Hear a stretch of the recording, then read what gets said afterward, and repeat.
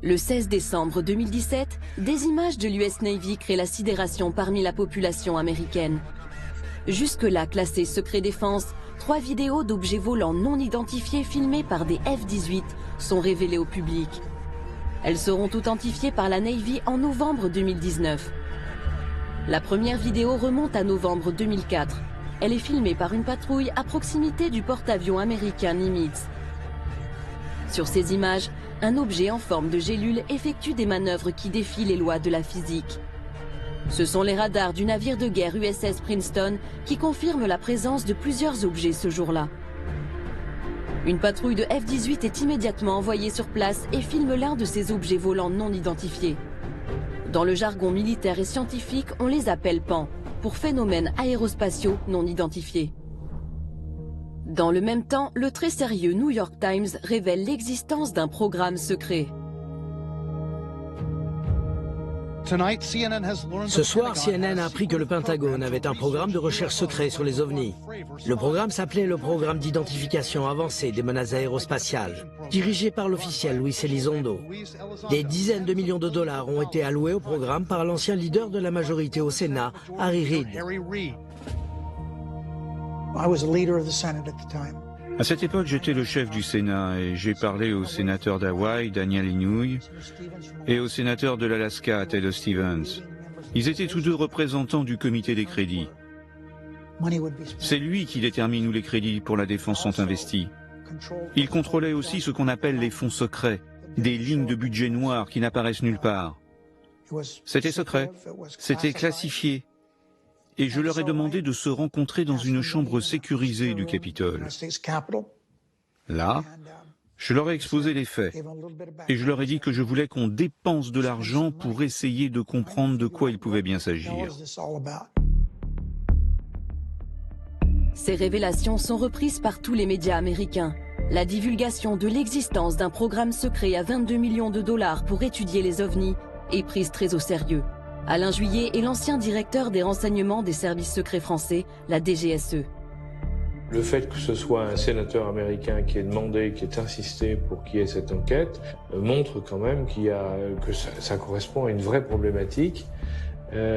Néanmoins, les Américains, quand ils ont décidé, à la demande du sénateur de faire l'enquête, l'ont faite parce qu'il y avait déjà eu un certain nombre de problèmes sur lesquels les pilotes américains en particulier s'étaient interrogés, je dirais, les pilotes et les autres, en voyant les images de ce qu'ils avaient pu regarder. Aux États-Unis, l'affaire fait grand bruit. Et David Fravor, pilote d'un des F-18 présent lors de l'affaire du Nimitz, témoigne sur CNN à une heure de grande écoute. Tout d'abord, ça n'avait pas d'aile, donc on a pensé que c'était un hélicoptère, mais il n'y avait pas de souffle du rotor sur l'eau, pas de rotor. C'était extrêmement abrupt, comme une balle de ping-pong qui rebondit sur un mur et change de direction. Et sa capacité de planer au-dessus de l'eau, puis de repartir à la verticale de 0 à plus de 12 000 pieds, puis d'accélérer en moins de 2 secondes et de disparaître, c'est quelque chose que je n'ai jamais vu de ma vie.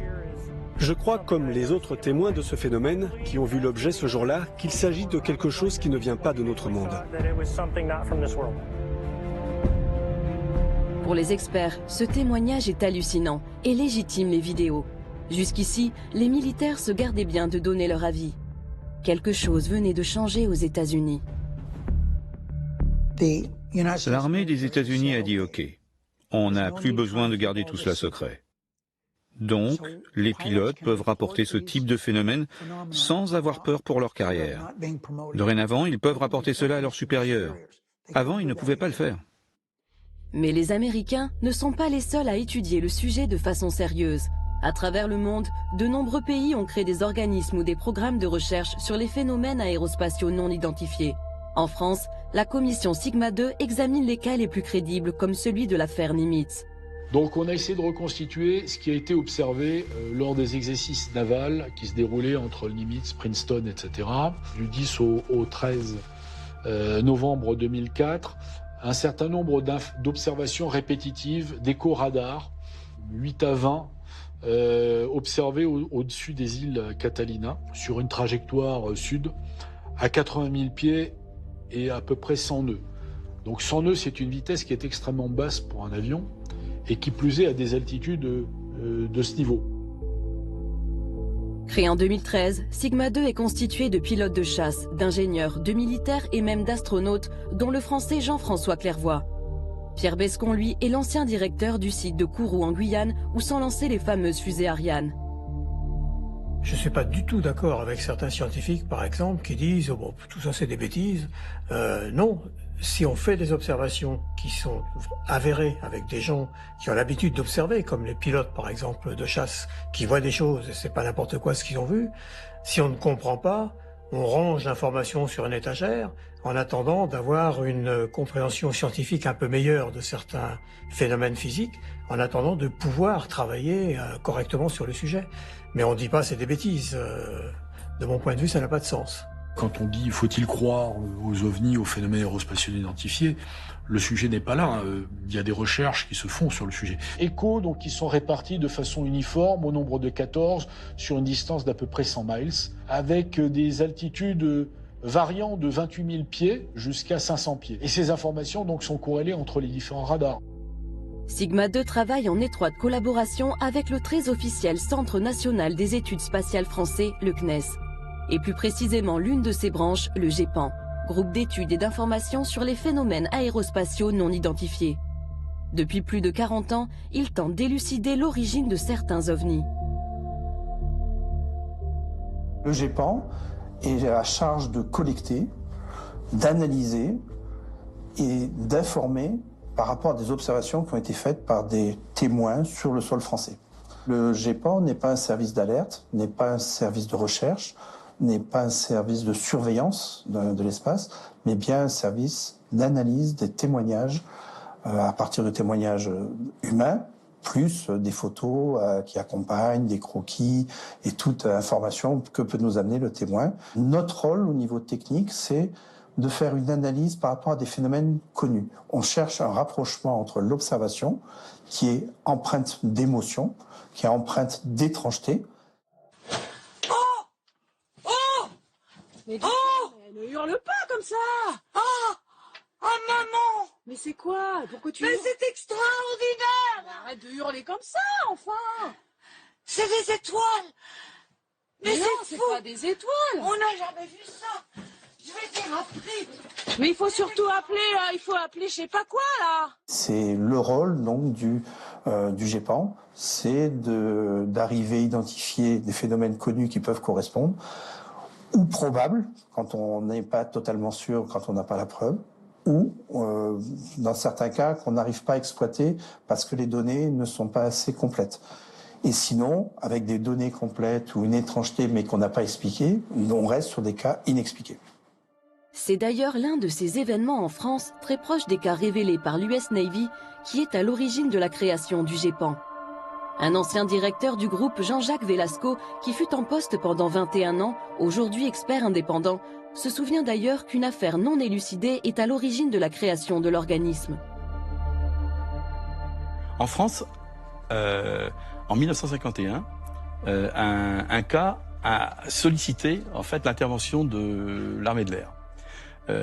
Des pilotes qui étaient en patrouille ont observé au-dessus de la région d'Orange un objet qui se déplaçait à une vitesse qui correspondait à la vitesse de l'avion. Quand ils ont voulu le rejoindre pour faire l'interception, l'objet en fait a calqué sa vitesse sur celle des avions et à un moment donné il a accéléré de façon considérable. À partir de ce moment-là, un rapport a été fait à l'état-major de l'armée de l'air, c'est remonté même jusqu'au ministre, et on a commencé à prendre en compte très au sérieux ces observations. Et là, des recommandations étaient faites pour créer en France un organisme qui permettait de collecter et d'analyser ces données.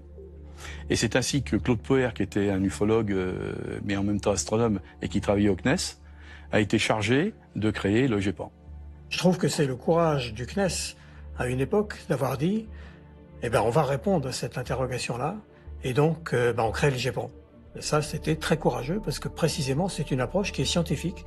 Il y a des phénomènes observés qu'on ne comprend pas, eh ben, on va interroger les gens qui observent les choses et puis on va regarder si on peut étudier cette question-là, on va regarder si on peut répondre à cette préoccupation. Ça, c'est une démarche scientifique.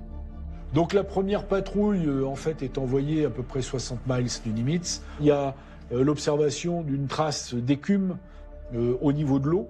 L'un des F-18 donc va engager une manœuvre de descente rapide au contact de cette zone d'écume. Et donc l'objet décrit comme un grand tic-tac va changer de position et va grimper. Donc voilà, il y a une manœuvre qui pourrait sembler intelligente. Bon, suite des opérations, ce n'est que la 3e vague de F-18 qui, elle, est équipée de caméras infrarouges, qui va rallier le point, qui va en faire ces fameux enregistrements. Voilà. Et derrière les images, ce sont surtout les commentaires stupéfaits des pilotes de l'US Navy qui interpellent. My gosh. They're all going against the wind. The wind's 120 knots from the west. Look at that thing, dude.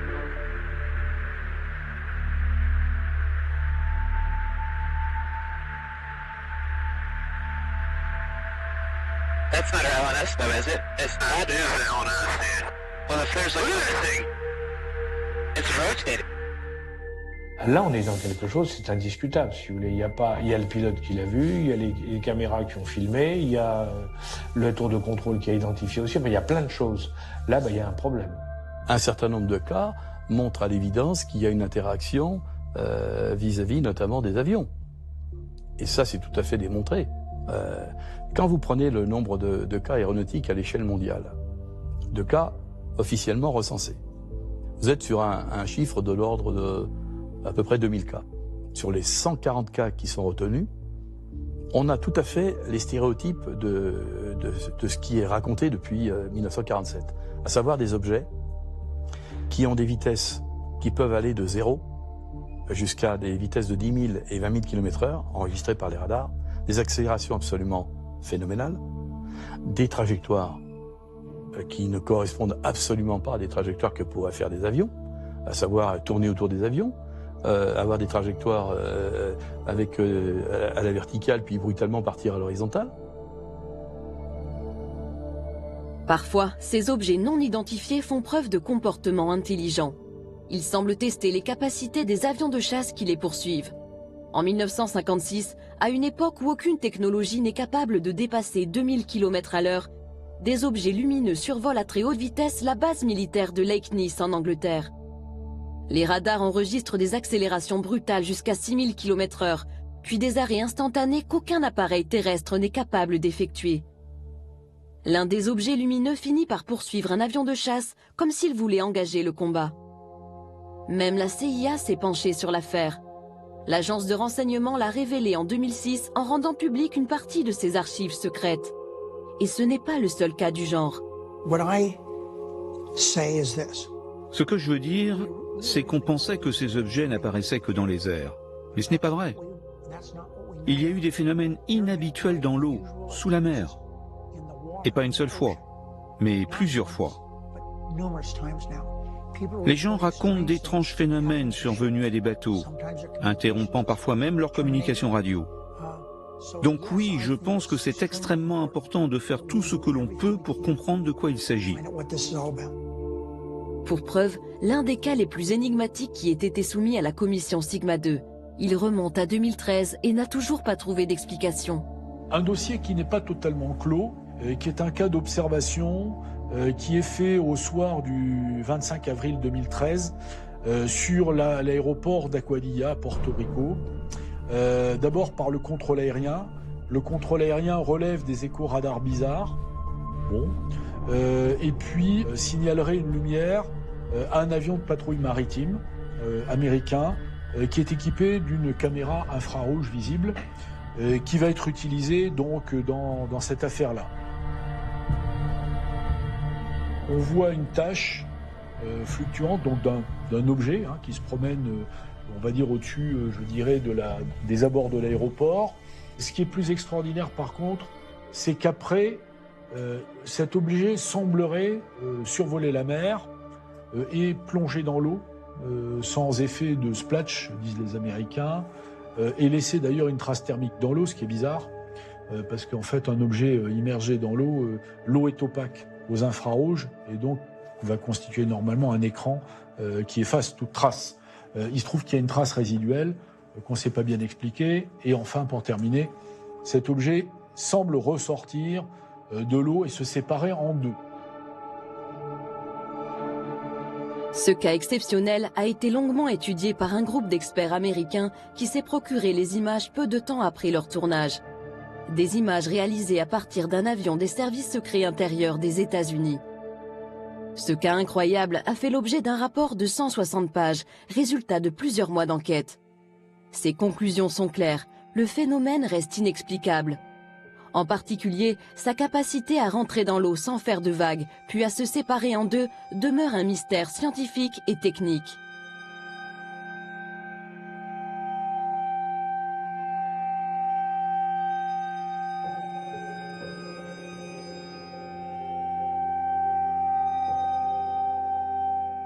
Périodiquement, le ministère de l'Air, le Pentagone américain et les forces armées américaines s'intéressent aux objets non identifiés parce que régulièrement, il y a des alertes qui les font se poser des questions. Et pour les militaires, c'est très inquiétant parce que lorsque vous êtes militaire, vous avez besoin de savoir ce que vous avez en face. Donc si vous avez quelque chose que vous ne maîtrisez pas, que vous ne comprenez pas, évidemment, il est logique qu'on essaie de comprendre, donc de lancer des commissions d'enquête et d'essayer de savoir ce qui a pu se passer dans les cas qui ont été observés. Et ces inquiétudes ne datent pas d'hier. Depuis la fin de la Seconde Guerre mondiale, les autorités américaines ont lancé plusieurs commissions d'enquête sur ces phénomènes. En particulier, le projet Blue Book, autrefois dirigé par le célèbre astronome Joseph Allen Hynek. Ce scientifique ne croyait pas aux ovnis. Mais au bout de plusieurs années d'études, il a fini par douter, et même par valider la réalité de ces phénomènes inexplicables. À cette époque, les forces armées américaines elles-mêmes sont déjà contraintes de communiquer sur ces affaires très spéciales. I am here to discuss the so-called flying saucers. The Air Force interest in this problem has been due to our feeling of an obligation to identify and analyze to the best of our ability anything in the air that may have the possibility of threat or menace to the United States. In pursuit of this obligation, since 1947, we have received and analyzed between 1,000 and 2,000 reports. However, there have been a certain percentage of this volume of reports that have been made by credible observers of relatively incredible things.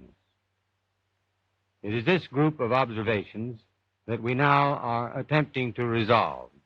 C'est aujourd'hui exactement la même préoccupation qui anime les autorités américaines. Rien n'a changé. Elles craignent pour la sécurité intérieure.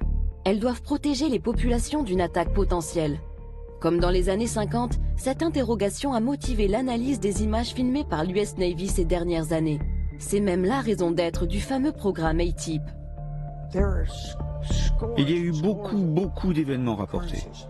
Et la technologie embarquée à bord des avions s'est aujourd'hui beaucoup améliorée. Ils peuvent prendre des photos de ces phénomènes, et on a d'excellentes photos de ces objets. Sont-ils une menace? J'en sais rien. Mais je sais que nous ne pouvons pas juste détourner la tête et faire comme s'ils n'existaient pas, car ils existent.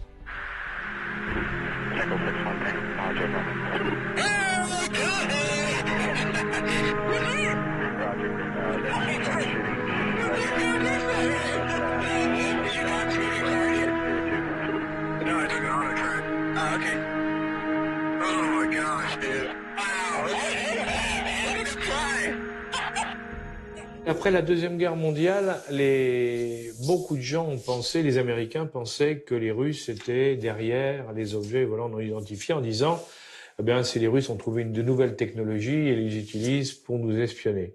Si c'était un pays, un des pays qu'on cite, les grands pays, si vous voulez, c'est-à-dire les États-Unis, la Russie ou la Chine, depuis le temps qu'il y a eu des incidents, on aurait eu une fuite quelque part qui aurait dit oui, ça correspond à ça. Or, il n'y a eu absolument aucune information qui est sortie là-dessus, confirmant ou infirmant d'ailleurs que c'était des Russes, des Américains ou des Chinois. Donc moi, je n'y crois pas. Je pense que c'est autre chose. Autre chose, mais quoi? Si les instances au placé se posent des questions, des civils aussi cherchent. C'est justement la vocation du MUFON. Ce réseau de scientifiques et d'ingénieurs collecte depuis les années 50 une masse de témoignages sur l'ensemble du territoire américain. Il a même une antenne en France. Il dispose aujourd'hui d'un maillage considérable, un réseau d'enquêtes réparti dans chaque État. Le MUFON est pris très au sérieux, y compris par le gouvernement. C'est même l'un de leurs rapports qui a suscité l'intérêt du sénateur Harry Reid et motivé la création du fameux programme ATIP.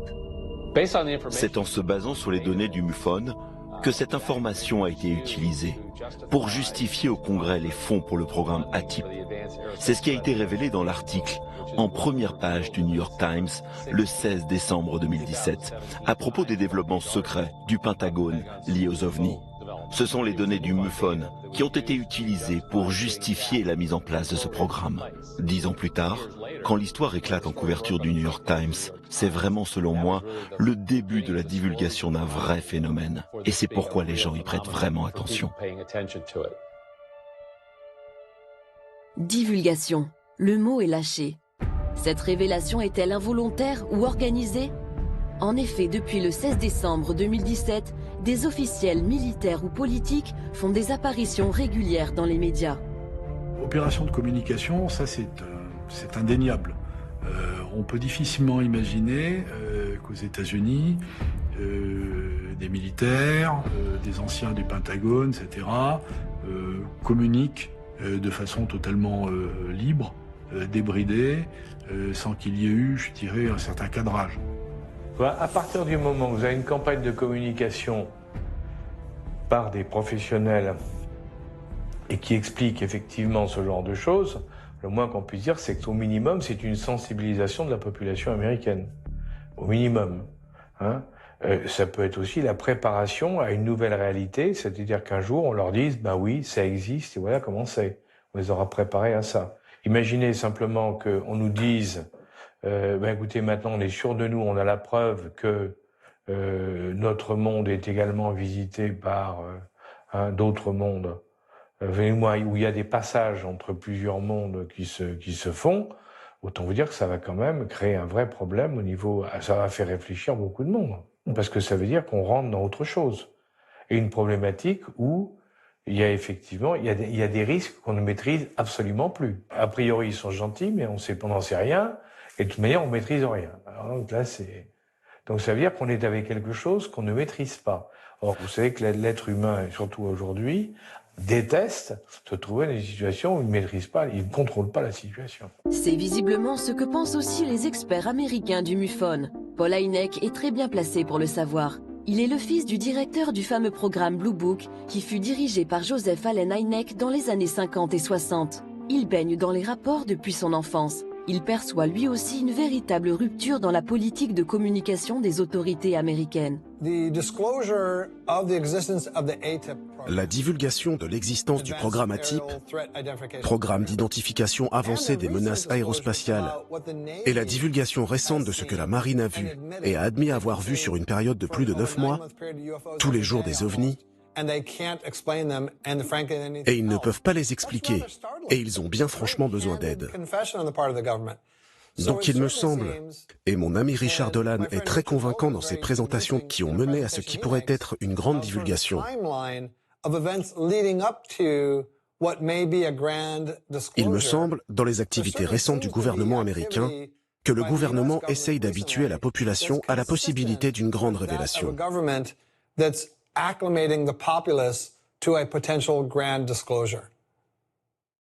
Paul Hynek et les autres membres du MUFON en sont convaincus. En 2018, ils ont même invité l'ancien directeur du programme ATIP, Luis Elizondo, qui est venu confirmer leur intuition. Je pense que la divulgation a déjà été faite. Je ne pense pas que cette révélation soit un événement, c'est un processus. Et ce processus a déjà commencé. Tout ça est vrai. C'est pour ça que 22 millions de dollars d'impôts ont été dépensés. Ça fait beaucoup. Mais à quoi ont vraiment servi ces 22 millions? Comment élucider le mystère de ces phénomènes aérospatiaux non identifiés? Quelles études précisément ont mené les Américains dans le cadre du programme ATIP? Ces travaux ont été essentiellement menés par Bigelow Aerospace, une société dirigée par Robert Bigelow, un homme d'affaires aux idées bien arrêtées qui est convaincu de l'existence de la vie extraterrestre. Je suis complètement convaincu, c'est simple. Croyez-vous que des ovnis sont venus sur Terre? Il y a eu une présence extraterrestre. Où exactement? C'est droit devant le nez des gens. Oh mon Dieu. Pourquoi le sénateur Reid a-t-il décidé de travailler avec Bigelow Aerospace? Un choix qui peut paraître surprenant et qui d'ailleurs lui fut reproché par certains. Il se justifie aujourd'hui. Je voulais dépenser cet argent et nous avions 22 millions de dollars. Mais on ne pouvait pas donner simplement l'argent directement à quelqu'un. Donc nous avons fait un appel d'offres auprès des sociétés intéressées. Bigelow a fait une proposition et l'armée américaine a trouvé qu'elle était la meilleure. C'est pourquoi il a eu le contrat. Il l'a eu pour plusieurs raisons. Tout d'abord, il était intéressé par ces objets depuis très longtemps. Et donc il a proposé des choses qu'aucun autre contractant ne pouvait proposer, ne serait-ce qu'en termes de bureaux et de technologie. Et il a fait une excellente proposition, et c'est pour cela qu'il a eu le contrat. Et je suis content que ce soit lui.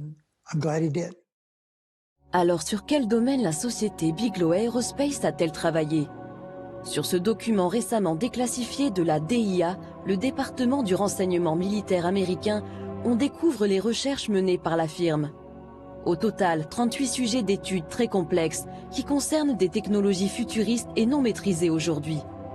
Par exemple, l'antigravitation, la propulsion nucléaire dans le spatial, la recherche des trous de verre permettant de pénétrer des univers parallèles, l'énergie négative ou encore la magnéto-hydrodynamique. Ce n'est pas un hasard si ces recherches de pointe ont été menées par Bigelow Aerospace. En 1995, avant même de fonder sa firme, Robert Bigelow crée le National Institute for Discovery Science dans le but d'élucider de nombreux mystères scientifiques, dont les ovnis. Il y investit des millions de dollars de sa fortune personnelle. C'est simple, pour les spécialistes, Robert Bigelow est un héros national. Robert Bigelow a dépensé plus d'argent que n'importe qui dans le monde, de son argent privé, pour financer des recherches sur les ovnis. D'après moi, c'est un héros au sein de la communauté ufologique. C'est un homme intéressé par les étoiles. Il a fondé Bigelow Aerospace à Las Vegas, qui construit des habitats gonflables pour l'espace. Je suis heureux de savoir qu'il a du succès, qu'il travaille avec la NASA, avec le programme spatial. Je le remercie pour le temps passé ensemble. Cela nous mène dans la bonne direction en termes de divulgation et je suis très enthousiaste. Au fil des années, des personnalités sérieuses et incontestables ont travaillé auprès de Bigelow. Le docteur John B. Alexander, pilier du laboratoire de recherche militaire de Los Alamos, ou encore Edgar Mitchell, le 6e homme à avoir marché sur la Lune. Et après des années d'études, leur verdict laisse sans voix. I happen to be privileged enough to have been on the fact that we have been visited on this planet. And the UFO phenomenon is real, although it's been covered up by our governments for quite a long time. Whoa! Hang on a minute, but this is big. Whoa, this is all of this is quite a shock to me. Well, I'm sorry you haven't been reading the papers recently. It's starting to open up quite a bit. So you're telling me? Well, there's a lot of information to take on board. Hang on a minute. I mean, listen, I've heard crazy UFO nuts tell me this kind of thing before. I've never had Dr. Ed Mitchell, the sixth man to walk on the moon, a respected scientist in his own right, announced to me that we've been visited by aliens from other planets and that they definitely are out there. There's no debating it.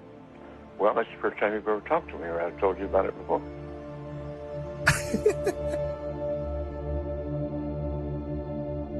Ces observations d'OVNI n'ont pas seulement lieu aux États-Unis. Certains dossiers, y compris en France, continuent de bousculer les certitudes des esprits les plus rationnels. Et nous poussent à nous poser sérieusement la question, sommes-nous visités par une intelligence non humaine ?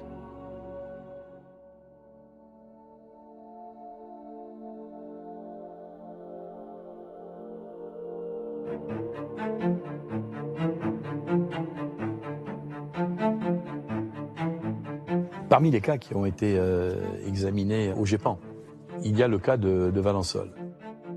La rencontre rapprochée de Valençol est un cas extraordinaire, était un cas mondialement connu. L'histoire se passe le 1er juillet 1965. L'agriculteur Maurice Masse est dans son champ ce matin-là, vers 5h30. Il commence à travailler. Il aperçoit des gens qui sont dans son champ de lavande et il pense qu'ils sont venus avec une voiture, à l'époque c'était une Dauphine, je crois, et qui sont en train de faire fouiller dans ces lavandes. Et en s'en rapprochant, il se rendra compte que c'est pas du tout une voiture, que c'est un objet assez étonnant, mais surtout, il y a deux entités de petite taille qui sont à côté du vaisseau et qui semblent faire des prélèvements de lavande. Et là, à sa grande surprise, il constate qu'il a affaire à des petits êtres qui se retournent, et l'un d'entre eux va sortir de sa poche une espèce de tube qui va le paralyser. La paralysie du témoin, c'est quelque chose de tout à fait curieux. Puisqu'en fait, il avait toute sa conscience, mais il était paralysé sur le plan musculaire. Et le vaisseau va partir immédiatement. Alors il a dit, je ne pouvais plus bouger, je ne pouvais plus faire un mouvement, mais j'étais bien. J'étais bien, mais je ne pouvais plus ni avancer, ni reculer, j'entendais tout, je voyais tout, mais je ne pouvais plus bouger. Alors on peut imaginer peut-être qu'elles l'ont immobilisé comme on immobiliserait une bête sauvage, sans vouloir de faire de mal, si jamais elle se rapprochait un peu plus de nous. Il a dit, et ça, pour moi, c'est une phrase que j'oublierai jamais, dans leurs yeux, je lisais de la bonté. Dans leurs yeux, je lisais de la bonté. Et bien ça, pour moi, ça résume toute l'histoire. On n'invente pas quelque chose comme ça. Il rentre chez lui, et là, il va tomber dans un profond sommeil qui va durer plusieurs jours. Il dormait sans arrêt, il fallait que sa femme le réveille. Il fallait que son épouse dise « Maurice, réveille-toi, ça fait 10-12 heures que tu dors ». Alors ça s'invente pas non plus. Il ne pouvait plus garder une montre. Ou à l'avancer, ou à le reculer, ou... Voilà. Une montre, il ne pouvait plus s'en servir. Voilà. Ça ne lui servait plus parce que la montre n'était jamais à l'heure. Les gendarmes vont se rendre sur place, ils vont constater qu'il y a une trace au sol. Il y a une trace qui est tout à fait particulière et qui est étonnante. Cette trace, elle consiste en un cylindre qui est creusé dans le sol, avec 3 trous obliques qui partent au fond. C'est lisse, comme s'il y avait un outil qui avait donc forgé ce sol. Et puis des traces de plot qui visiblement est en appui sur le sol.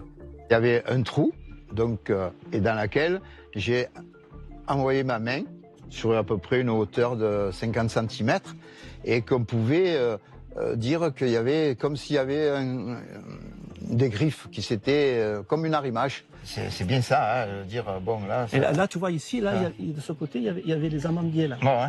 Et derrière les amandiers, je me souviens bien, il y avait le vigne. Ouais. Il y avait des amandiers à l'époque qui étaient plantés en rang d'oignon. Et selon la trajectoire d'envol de ce qu'on pouvait appeler l'engin, la partie gauche des amandiers était jaunie comme par une forte chaleur. Alors c'était surprenant parce que d'un côté de l'amandier c'était vert et de l'autre côté c'était jaune. Il faut savoir que pendant 10 ans, il n'a plus rien poussé.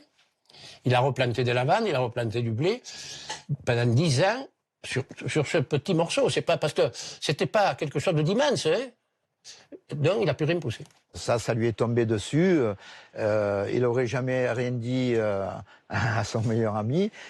Peut-être que l'histoire se serait arrêtée là, quoi. Il aurait emporté avec lui. C'est la presse qui est arrivée, puis la presse locale, puis la presse régionale, puis nationale et internationale. Et à partir de ce moment-là, le monde entier est arrivé. Le petit village de Valençol est en émoi depuis 48 heures avec l'apparition d'une soucoupe volante.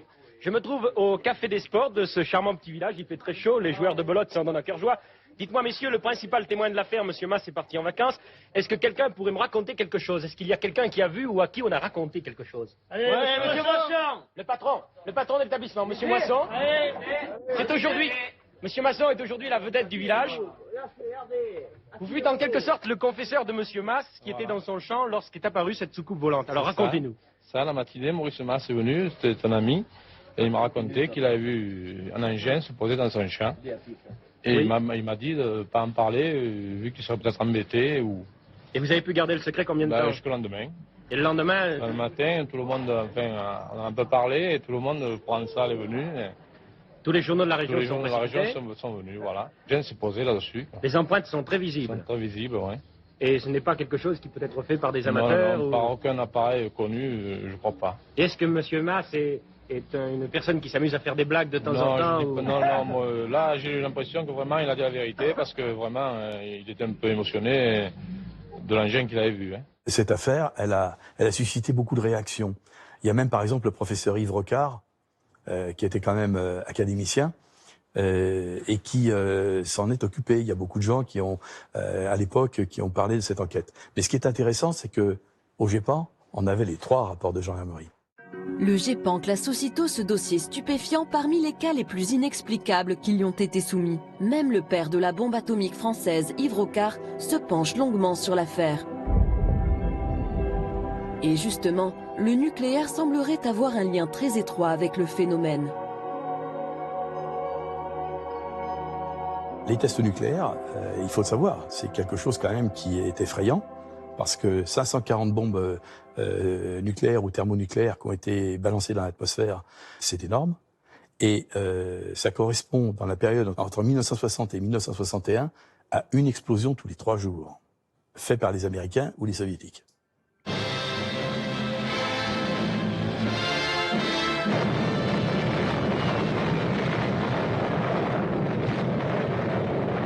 This is atomic energy. Dès 1949, il y a déjà des indices selon lesquels il se passait des choses tout à fait surprenantes en termes de localisation de ces phénomènes. Les sites stratégiques nucléaires en particulier étaient survolés. Lors de 2 commissions secrètes qui ensuite ont été divulguées au public, Edward Teller, donc, qui était le conseiller scientifique de la Maison-Blanche, participait, et il était père de la bombe atomique. Il expliquait qu'il y avait des survols des sites nucléaires, en particulier Oak Ridge, où on fabriquait le plutonium, les bases de lancement, White Sands, Sandia, Roswell, où il y avait les bombardiers atomiques qui partaient, enfin bref, tout un ensemble d'éléments qui montraient qu'il y avait des survols. In True magazine, Commander Robert McLaughlin, a Navy guided missiles expert, told of flying saucers detected by radar over White Sands, New Mexico. Scientists were tracking a rocket, suddenly detected a saucer at 56 miles altitude.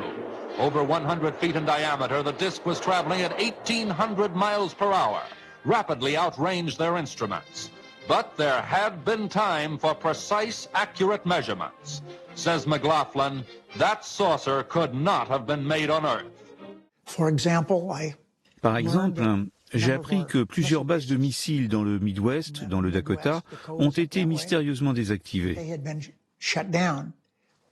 Parfois, les militaires sont même sortis dehors et en pleine nuit ont pu voir des objets dans le ciel. Dans certains cas, cela a même interrompu les communications sur la base. Et ça n'est pas arrivé une seule fois, mais plusieurs fois. L'un des cas les plus troublants se déroule en 1967 au-dessus de la base de Malmstrom dans le Montana. Nous avons retrouvé l'un des derniers témoins de ces événements. Comme les autres témoins, il a gardé le silence pendant 30 ans avant que l'affaire ne s'ébruite finalement. Le lieutenant Robert Salas était en charge du lancement des missiles nucléaires Polaris. Il y avait un établissement à 6 mètres sous terre. Le nom de mon commandant était Fred Mywold. On prenait chacun notre tour la garde, en restant en état d'alerte. Et à un moment, dans la soirée, je reçois un appel téléphonique du garde d'en haut. Il y avait 6 gardes là-haut.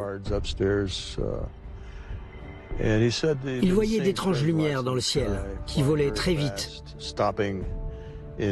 qui s'arrêtaient à mi-vol, qui repartaient en arrière. Il n'entendait pas de son de moteur, c'était uniquement des lumières dans le ciel. Mais des lumières étranges, qu'il n'associait pas à des avions. Il criait dans le téléphone, balbutiant, me disant qu'il y avait une lumière rouge, orange, qui volait au-dessus de l'entrée principale. Et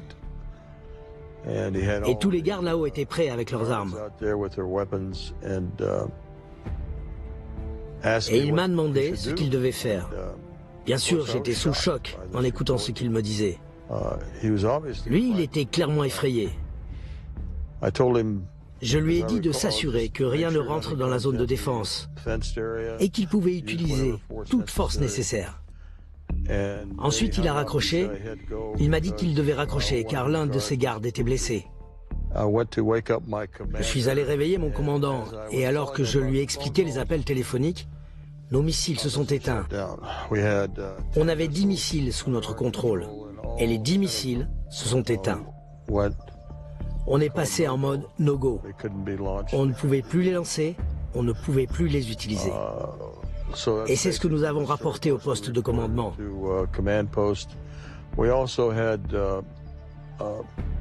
On a aussi eu des alertes lumineuses qui indiquaient qu'il y avait eu des incursions dans les silos de lancement qui étaient situés à environ 1 mile de nous.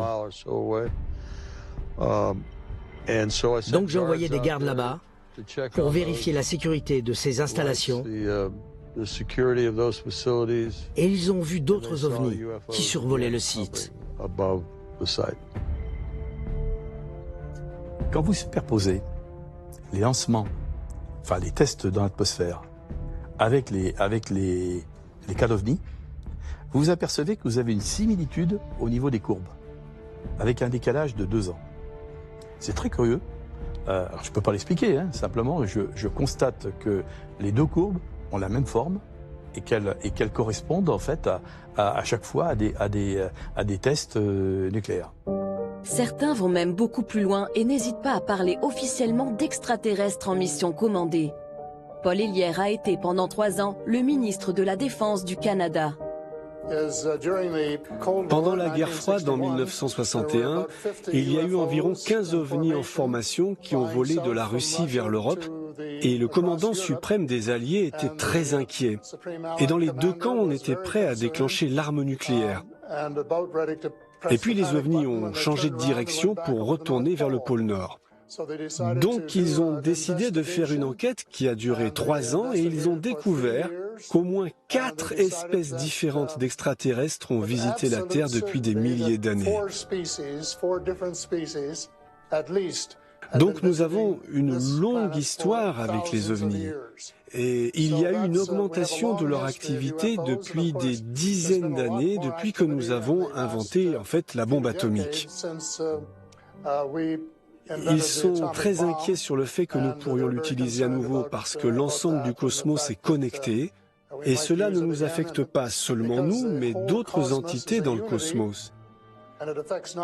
Et ils ont très peur qu'on puisse être suffisamment stupide pour utiliser à nouveau les armes nucléaires et ce serait très mauvais pour nous, mais pour eux également. Lui, il dit clairement, les extraterrestres existent, ils sont là, ils sont venus nous empêcher, etc. Moi, j'en suis pas là. Je dis simplement qu'il y a des phénomènes, des objets qui sont contrôlés et qui nous mettent en face d'un certain nombre de choses. Est-ce que c'est un signal? Je dirais simplement sur le plan scientifique, pour que les choses soient très claires.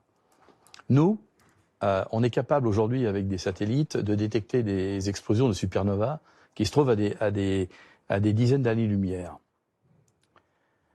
Pourquoi une civilisation qui serait plus en avance que nous n'aurait pas la capacité de détecter des explosions nucléaires qui se produisent sur Terre? Parce que l'explosion nucléaire, elle est dans le spectre électromagnétique, elle comporte tous les éléments du spectre électromagnétique. Ça va dans tout le domaine du spectre des micro-ondes, en passant par les ultraviolets et les infrarouges. Donc par conséquent, ce signal qui est un signal artificiel, il peut être détecté de très loin. Et est-ce que ce serait en relation, effectivement, avec le fait qu'il y a eu énormément d'observations qui ont été faites au-dessus des sites nucléaires? La question demeure.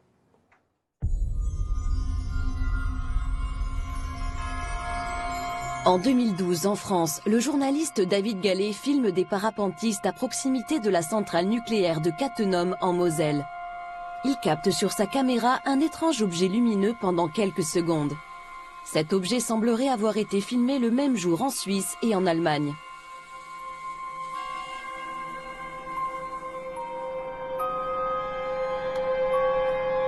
Qu'est-ce que c'est que ce truc?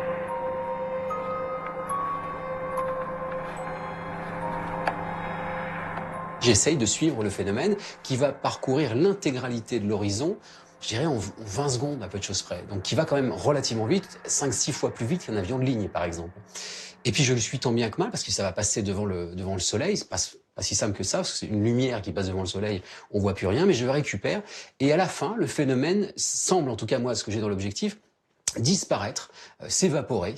Et puis je suis avec quelqu'un qui est un ingénieur du son, qui est à côté de moi et qui me dit mais qu'est-ce que tu fais? Parce qu'il se demandait ce que je faisais avec la caméra, c'est-à-dire je ne suivais plus du tout le paramoteur, mais je balayais l'horizon avec la caméra et je lui dis je crois que j'ai filmé un ovni et puis on rigole quoi. Mais on rigole pas longtemps parce qu'après on va regarder les images sur le petit écran de contrôle de la caméra et puis surtout ensuite dans le montage.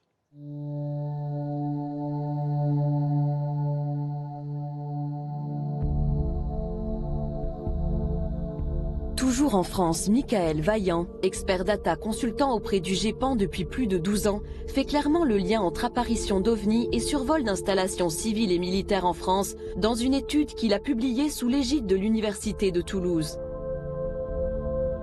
On a travaillé avec le laboratoire de mathématiques de Toulouse.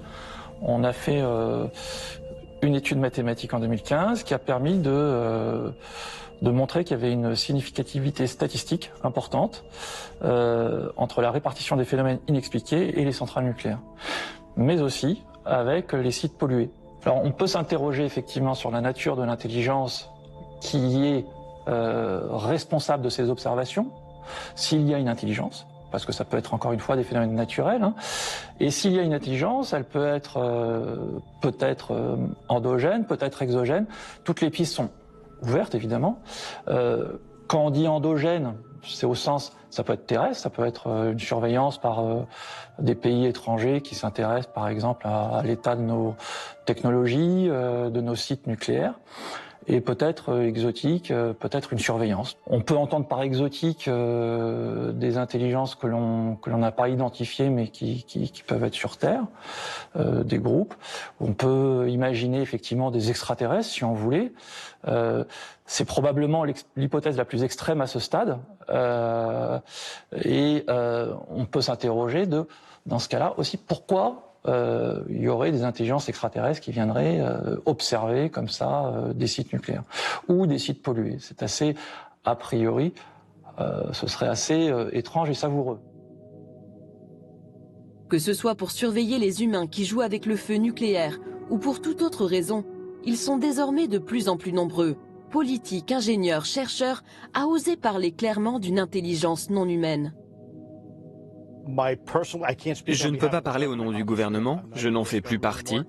Mais aujourd'hui, ma conviction personnelle, c'est qu'il y a de nombreuses preuves qui montrent que nous pourrions ne pas être seuls, quoi que cela veuille dire. Il y a beaucoup de nouveaux cas qui arrivent tous les mois. Il n'y a pas de doute à ce sujet. Les pilotes voient des choses, les marins voient des choses en mer, de nouveaux cas arrivent tout le temps.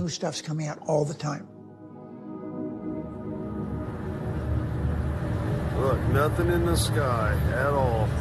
Then all of a sudden, bam! What is that? Anybody tell me what that is? We're in the middle of the ocean. On a ferry. Nothing around. Look. Nothing around.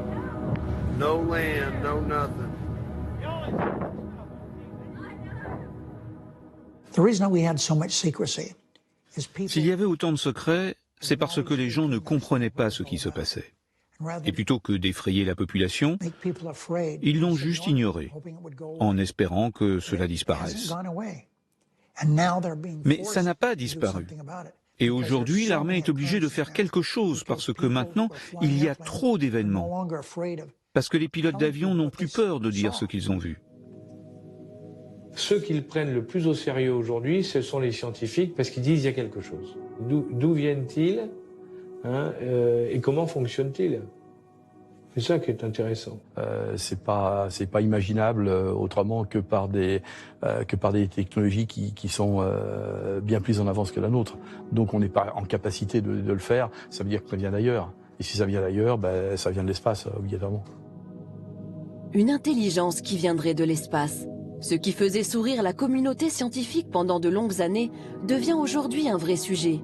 Et pour cause, en 25 ans seulement, les astronomes ont découvert l'existence de 4000 exoplanètes, Des planètes pour certaines semblables à la Terre qui pourraient clairement abriter des formes de vie intelligentes. Et pourquoi pas une civilisation plus avancée que la nôtre.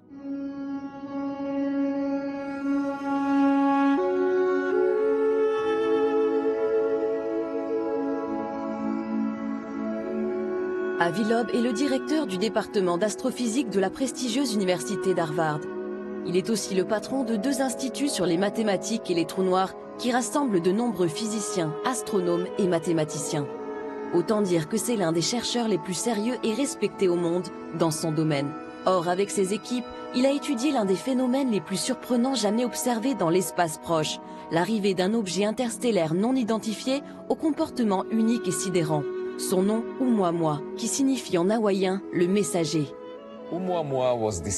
Oumuamua a été découvert le 19 octobre 2017. C'est le premier objet que nous avons identifié près de la Terre et qui provient de l'extérieur du système solaire. Il était évident qu'il n'était pas tiré par le Soleil, parce qu'il allait trop rapidement près de la Terre. Au départ, les astronomes ont pensé que c'était un rocher, un astéroïde, peut-être une comète. Donc on ne l'a surveillé que pendant une semaine. Ensuite, nous avons compris qu'il avait d'étranges propriétés. Il tournait sur lui-même, par exemple, toutes les 8 heures. Sa luminosité était 10 fois plus forte. Cela veut dire que sa place dans le ciel change d'un facteur de 10. Tout ce que l'on voit, c'est la lumière réfléchie. L'objet est donc 10 fois plus long que large. C'est une forme bien plus extrême que beaucoup d'objets que nous avons vus dans le système solaire. Le mois suivant, les astronomes l'ont observé un peu plus, sans y prêter trop attention. Et au mois de janvier, elle était trop mince pour être observée. Mais les observations prises plus tôt ont été analysées. Et là, on a réalisé qu'en fait, Oumuamua a dévié d'une orbite qui est orientée seulement par la gravité du Soleil. Il y a eu une force supplémentaire qui l'a poussé loin du Soleil. Cela aurait pu être le résultat d'un dégazage, comme on le voit avec les comètes, quand la glace à la surface de la comète s'évapore à cause de l'illumination de la lumière du Soleil. Mais dans le cas de Oumuamua, nous n'avions aucune preuve de l'existence d'une queue de comète. Il n'y avait pas de gaz autour de l'objet. Et il y avait très peu de limites. Et donc, c'est très déroutant. Qu'est-ce qui lui donne cette poussée supplémentaire ? Dans un article scientifique que nous avons écrit, nous avons suggéré que peut-être cette poussée est donnée par la lumière du Soleil. Et pour que la lumière du Soleil puisse se réfléchir sur un objet et lui donner une poussée suffisante, l'objet doit être très fin, moins d'1 millimètre d'épaisseur, comme une voile sur un voilier qui serait poussée par le vent.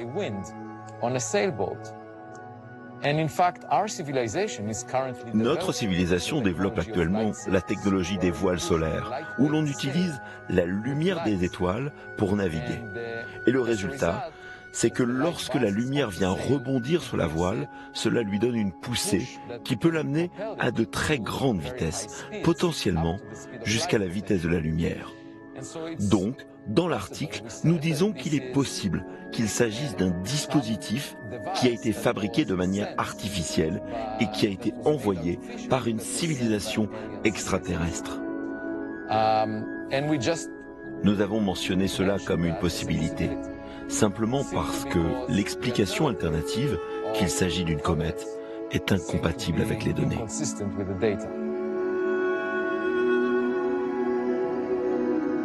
Si la voile solaire d'Avi Loeb reste une hypothèse très exotique mais probable, les technologies qui pourraient expliquer les performances inouïes de ces objets inspirent les scientifiques, les militaires et les firmes privées. Alors, y a-t-il derrière ces programmes de recherche une véritable course pour les technologies de demain ?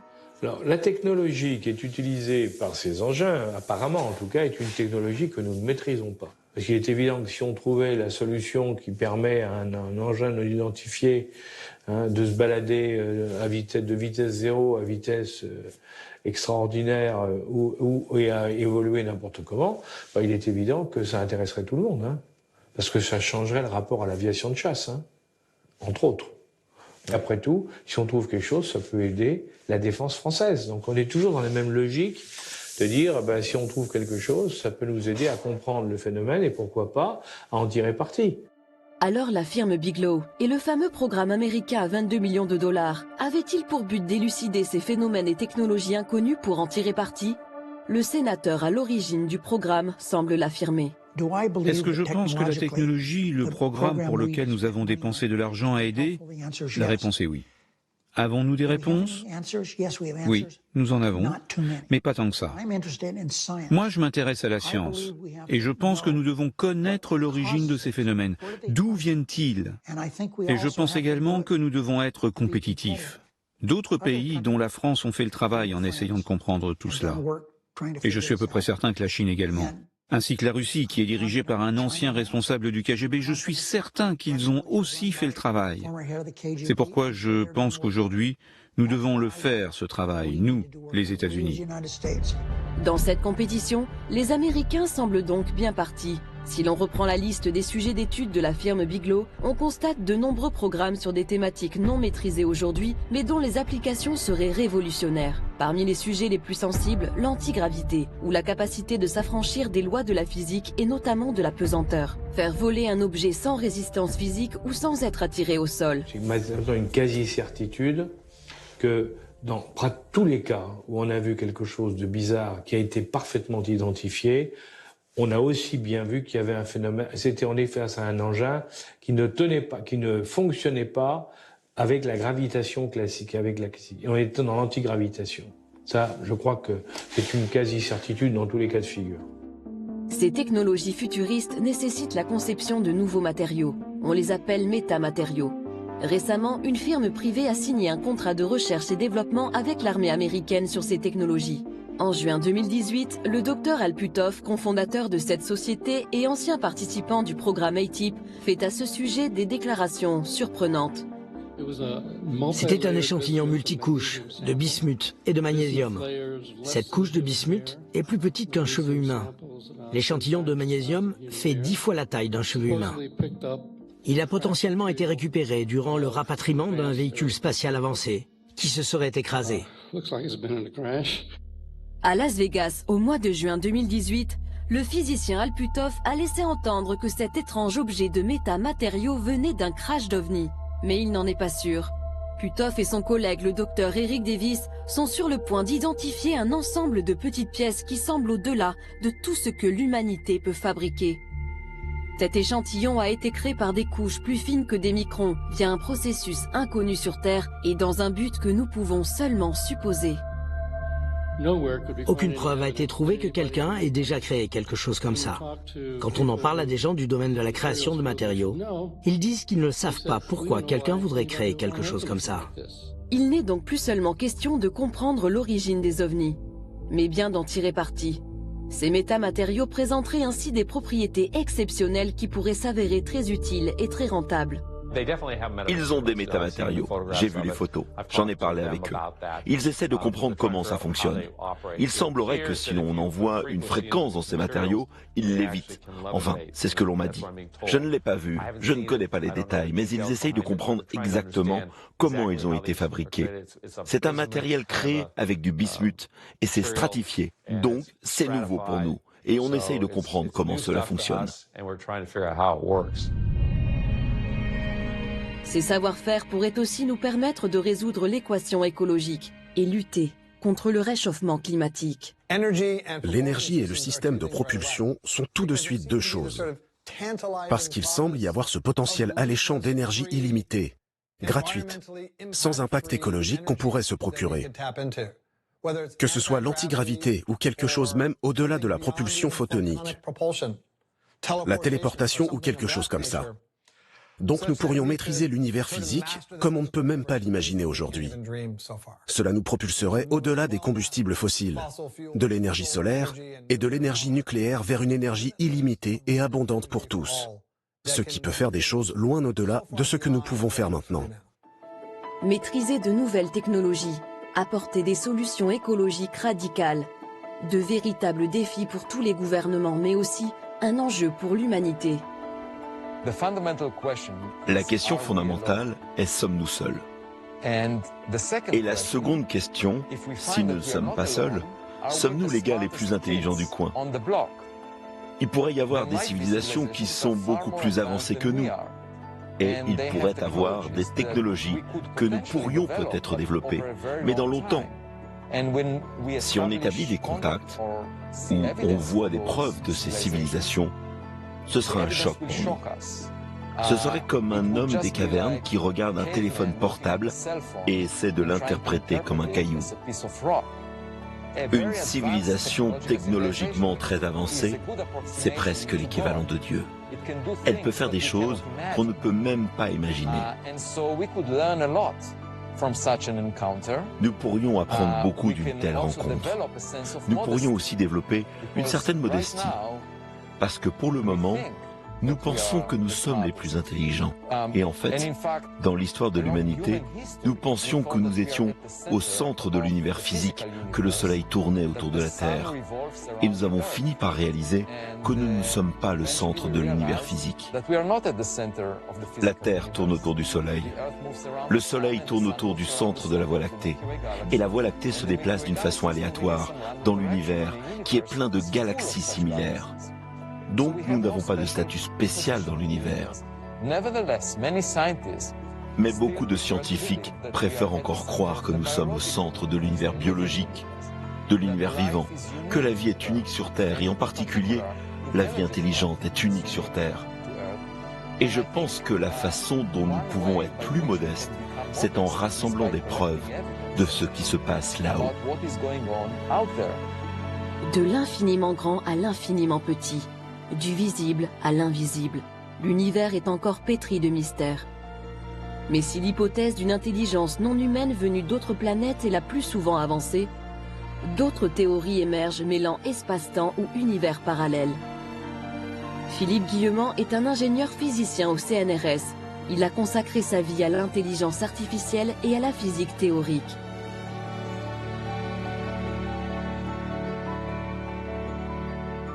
Je pense qu'on ne peut pas comprendre le phénomène OVNI si on ne remet pas en question totalement la nature de la réalité telle qu'on a l'habitude de le concevoir. Le temps, l'espace et la matière n'existent pas en réalité tels qu'on les perçoit. Ce sont des constructions de la conscience à partir d'un champ d'information immensément plus vaste que ce qu'il est coutume d'appeler la matière ou l'espace-temps. C'est également le point de vue du célèbre astronome et spécialiste des ovnis, le docteur Jacques Vallée, un Français parti vivre aux États-Unis qui a collaboré avec le célèbre professeur Hynek du projet Blue Book. Il défend lui aussi un nouveau regard sur la physique. Désormais, pour les exigences de la nouvelle physique de 2061, nous devons d'abord reconnaître que l'univers est un sous-système d'une méta-réalité d'une structure d'information.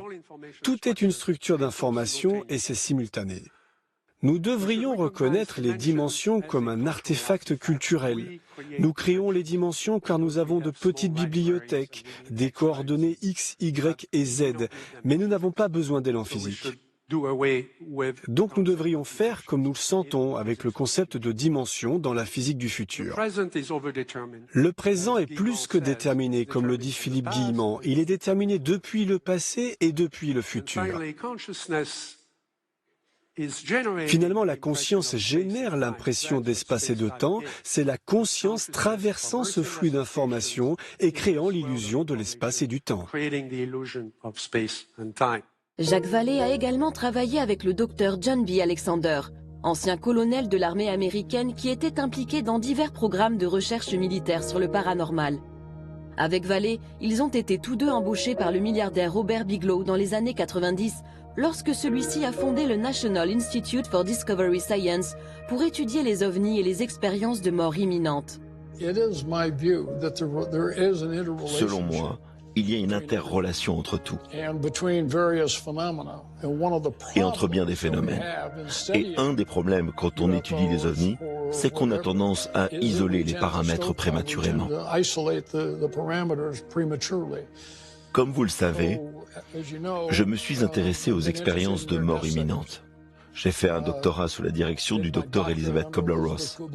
J'ai été impliqué dans la visualisation à distance, dans la psychokinèse, la marche sur le feu, la cryptozoologie, peu importe le domaine.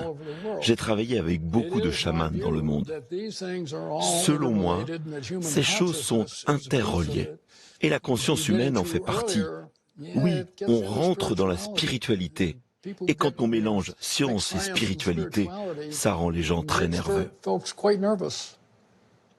Il y a dans ce phénomène une interaction entre la physicalité et la conscience qui est absolument fondamentale. Concernant les ovnis, il est commun de dire que ces technologies ont des milliers d'années d'avance sur les nôtres. Mais ce qu'on l'on réalise, c'est que ce n'est pas vrai. On observe que c'est en avance sur nous, mais pas au-delà de votre capacité de la croire et de la comprendre. On croit que ce sont des choses qu'on aura dans 1000 ans, et elles sont là au bout de 50 ans. Et c'est systématique dans les observations liées aux ovnis. Je vous donne un exemple précis d'un cas rapporté par Jacques Vallée, au début des années 1900, dans l'État de Washington. Un homme est au volant de sa voiture. Un ovni apparaît devant lui. Et il le décrit plus tard et il dit « C'était de forme heptagonale et je pouvais voir chaque rivet. » À cette époque, c'était très avancé. Mais une cinquantaine d'années plus tard, on n'utiliserait jamais de rivet pour voyager dans l'espace. En fait, on a affaire à des engins qui sont capables de rentrer dans notre espace-temps en provenant de l'extérieur, en provenant, on va dire, des autres dimensions. Aujourd'hui, si le principe des univers multiples reste une théorie, elle fait partie des hypothèses pour expliquer la provenance des phénomènes aérospatiaux non identifiés. C'est d'ailleurs l'un des points de recherche du programme ATIP. Ma conviction personnelle, c'est, vous savez, ce sont des théories hermétistes et ésotériques, mais elles remontent à l'origine du monde. Hein.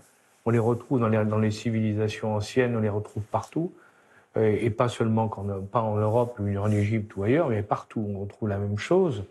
C'est-à-dire que les gens vous disent il y a plusieurs mondes en définitive qui sont parallèles et qui sont juste l'un à côté l'un de l'autre. Il n'y a pas que le monde, notre monde à nous, le monde que nous percevons nous n'est pas le seul monde. Il y a plusieurs mondes qui s'interpénètrent. Après tout, c'est aussi la possibilité d'être quelque chose qui sort d'un autre monde et qui interpénètre le nôtre à un moment donné et pour un moment très court. Ça, c'est parfaitement possible. Si cette réalité existe, pourrons-nous l'appréhender concrètement? Entrer en contact avec une éventuelle intelligence venue d'ailleurs? Michael Vaillant a travaillé sur les différentes vagues d'observation des ovnis dans le passé. Ces vagues d'observation n'ont pas été très nombreuses dans l'histoire récente de l'homme. Hein. Elles ont commencé après la guerre. Elles ont eu lieu sur de grandes régions du globe, à l'échelle des États-Unis par exemple, ou de l'Europe. Pendant quelques jours, semaines, des centaines d'observateurs ont pu rapporter des observations de phénomènes inexpliqués, alors que d'ordinaire, on va avoir, par exemple à l'échelle de la France, un phénomène tous les 2 jours. Alors c'est déjà beaucoup, mais dans ces cas-là, c'est sans commune mesure. Jacques Vallée et d'autres scientifiques ont proposé ce qu'ils appellent une théorie du contrôle, c'est-à-dire que ce serait peut-être des intelligences extérieures qui seraient à l'origine de ces phénomènes, qui contrôleraient l'organisation de ces vagues. Et il y avait derrière cette idée de théorie du contrôle, l'idée d'une théorie de l'apprentissage. Peut-être que le phénomène apprend à l'homme sa présence. C'était un peu l'idée. Il y a des méthodes qu'on appelle méthodes d'apprentissage espacées dans le temps, qui vous permettent de réaliser un apprentissage, effectivement, à l'échelle d'un individu, pas d'une société, et qui vont vous permettre d'économiser l'énergie et le temps que vous allez passer pour apprendre une notion. C'est-à-dire, je suis très feignant, je veux apprendre une liste de mots, et ben, je veux économiser mon énergie, plutôt que de répéter bêtement cette liste de mots de façon séquentielle tous les jours, je vais petit à petit espacer le temps entre mes apprentissages. Et ça suit, à ce moment-là, une loi de puissance, qui est une loi, qu'on mesure à l'échelle de l'homme, qui en général est une loi en puissance de 2. C'est-à-dire le temps qui va augmenter de façon à doubler à chaque fois qu'on va vouloir refaire un apprentissage. 1, 2, 4, 8, 16, 32, etc. Et on observe ce schéma, dans certaines de ces vagues d'observation, c'est-à-dire certaines de ces vagues d'observation sont très précisément reliées par une loi en puissance de 2,04, même précisément. Et cette précision est si importante qu'on peut se poser la question de est-ce que on peut donner une date sur la prochaine des vagues. Voilà. Et la prochaine, en l'occurrence, puisqu'on attend, il se passe plus grand-chose aujourd'hui, nous mènerait en octobre 2035. Alors, c'est pas tout de suite, mais c'est pas non plus dans très longtemps. On est là sur un domaine qui est très très compliqué, qui est rejeté bien sûr, par les gens, les apôtres du progrès, je dirais mathématique et cartésien. Mais est-ce qu'on n'aura pas des surprises dans le futur? Ça, c'est autre chose. Si les autorités américaines ont encore des choses à révéler, qu'elles le fassent, parce que je pense que les gens sont peut-être prêts à recevoir cette information. Je pense sans aucune hésitation que les recherches scientifiques sur ces objets volants non identifiés sont vraiment bonnes pour l'humanité.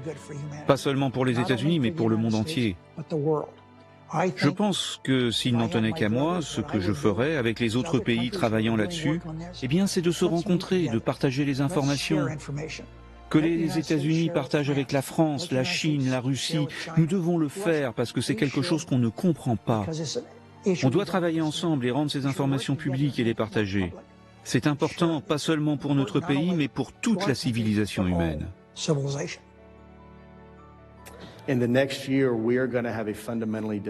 Dans l'année à venir, nous aurons une conversation fondamentalement différente de celle que nous avons aujourd'hui. Je pense qu'il y aura une plus grande adhésion du public pour tout ce qui a été divulgué récemment, et cela nous aidera à mieux comprendre ce que nous voyons. Il faut dire que ça apporterait des bouleversements au niveau de nos sociétés très importants. Ça remettrait en cause un certain nombre de choses sur le plan philosophique, sur le plan religieux, sur le plan même de la science. Peut-être qu'en 2035, les connaissances de l'homme sur le sujet étant stabilisées, on pourrait peut-être avoir un contact. Un contact, sachant qu'une idée qui a été avancée, derrière ces vagues aussi, et derrière cet apprentissage, ce serait d'éviter ce qu'on appelle un ethnocide culturel. C'est-à-dire d'éviter que l'homme soit totalement pris au dépourvu et choqué par la découverte d'intelligence ou de phénomènes de nature extraterrestre. Je pense qu'à l'échelle de 10 ans, on aura, même très certainement avant, découvert la vie dans le système solaire.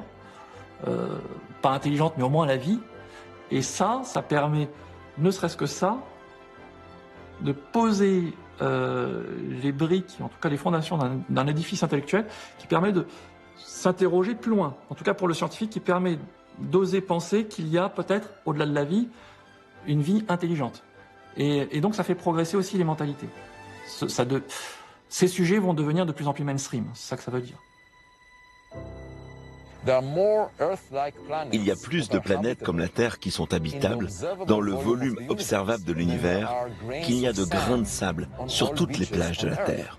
Pour moi, il semble très raisonnable de chercher d'autres civilisations, pas forcément ici sur Terre, pas forcément dans le système solaire, mais bien plus loin que cela, et en faire un sujet central pour nos futures recherches. Parce que les conséquences au fait de trouver des preuves de la vie là-haut seraient phénoménales. Ça changerait la conception que nous avons de notre place dans l'univers. Ça nous apprendrait des choses sur des technologies avancées que nous n'avons jamais rêvé de développer. Cela peut aussi nous apporter une leçon sur comment se comporter en tant que civilisation. On se sentirait comme une équipe qui apprend d'une autre équipe qui a traversé un processus similaire à nous dans le passé. A dot is all. A dot is all. It is us, both in the past and in the future.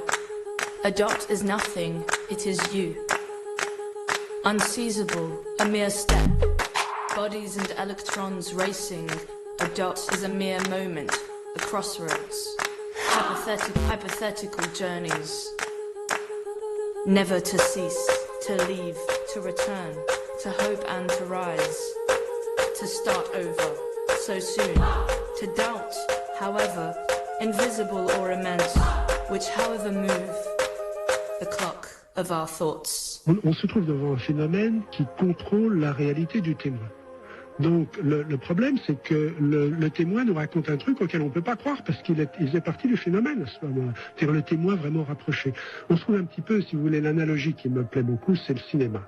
Si vous interrogez, vous voyez 100 personnes qui sortent d'un cinéma, vous leur demandez ce qu'ils ont vu Godzilla. Bon, ils sont tous d'accord sur l'existence de Godzilla. En fait, le Godzilla en question, c'était juste une projection sur un écran. La vraie technologie, elle était derrière eux, c'était le projecteur. Moi, je veux rencontrer le projectionniste.